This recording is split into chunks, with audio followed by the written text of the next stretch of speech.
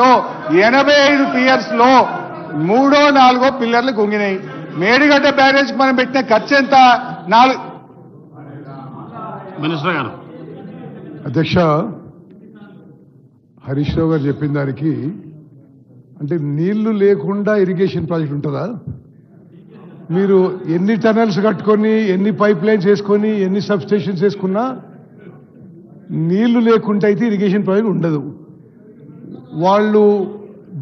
వాళ్ళే చాలా టైం అప్పుడు చాలాసార్లు అన్నారు మేడిగడ్డ కాళేశ్వరం ప్రాజెక్టు గుండెకాయని.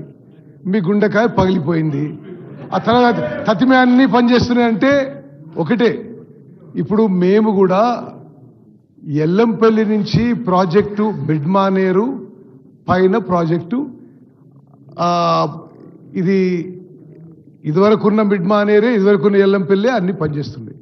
మీరు కట్టిన వాటర్ సోర్స్ కోసం కట్టిన మేడిగడ్డ అన్నారం సుందిల్లా బ్యారేజీల విషయంలో మీరు ఎక్కడనో ఒక లైన్ తీసుకొచ్చి మధ్యలో చదివినట్టుంది, కానీ చాలా స్పష్టంగా నేషనల్ డ్యామ్ సేఫ్టీ అథారిటీ, మీరు ఏమనుకున్నా సరే, మీకు ఇష్టం లేకుంటే సుప్రీంకోర్టు జడ్జి మంచోడు కాదు, ఎన్డీఎస్ఏ మంచిది కాదు, ఇంకోళ్ళు మంచిది కాదు అంటే అది అట్లా కుదరదు.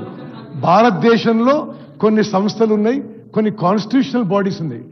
ఆ constitutional bodies statutory bodies formed as an act of parliament.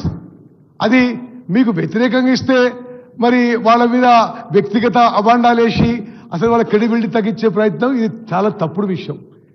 Medigadda barrage విషయంలో చాలా స్పష్టంగా మీరు ఏదైతే ఫౌండేషన్కి వాడిన సీక్ అండ్ పైల్ టెక్నాలజీ, ఇది సస్పెక్ట్ ఉన్నది, ఇది అనుమానం ఉన్నది, ఇది మీరు చేయకుండా ఉండాల్సిందే.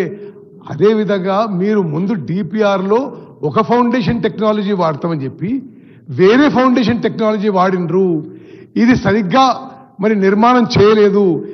ఇది ఇక్కడైతే కూరుకుపోయింది, కుంగిపోయింది. తతిమ్మ అన్ని బ్లాకులు కూడా they are suspect. You have to go through in to the foundation of the whole thing. అదేవిధంగా అన్నారం సుందిల విషయంలో కూడా ఇదే టెక్నాలజీ వాడింది కాబట్టి మీరు డీటెయిల్ టెస్టింగ్ చేయండి, ఇది ఉపయోగించలేరు. ప్రస్తుతానికి నీటి నిల్వ చేయకూడదు అని చాలా స్పష్టంగా ఇచ్చిండ్రు. మీరు నీటి, if you cannot store water, what is irrigation project? What is irrigation project? You can't store water. ఇది హరీష్ రావు గారు సభని యావత్ తెలంగాణ ప్రజానీకానికి తప్పుదో పట్టించే ప్రయత్నం చేస్తున్నారు. మళ్ళీ నేను రిపీట్ చేస్తున్నా, ప్రాజెక్టు డిజైన్ చేసింది మీరే, కన్స్ట్రక్ట్ చేసింది మీరే, కూలిపోయింది మీరే టైంలోనే. మరి అంత మీ టైంలో జరిగి ఇంకెవరితో పొరపాటు అంటే ఎట్లా? కూలిపోయింది మీ టైంలోనా కదా? ఇంకోటి, మేము స్పెసిఫిక్గా ఎన్డీఎస్ అని అడిగినాం. ఆ బ్యారేజెస్లో మేము పార్షియల్ వాటర్ స్టోరేజ్ చేసి ఉపయోగించవచ్చా అని నేనే అడిగినా. I call for a meeting and ask them.